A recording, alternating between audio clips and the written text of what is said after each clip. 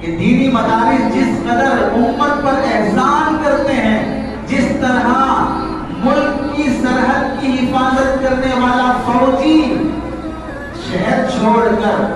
جنگلوں میں ملک کے کنارے پر سردی اور گرمی برداشت کرتے ہوئے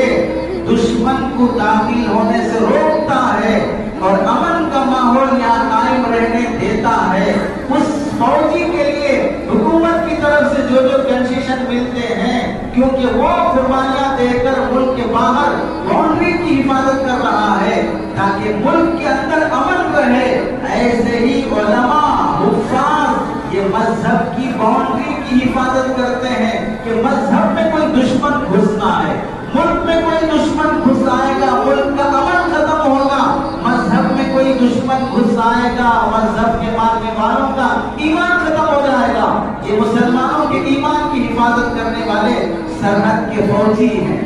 یہ اگر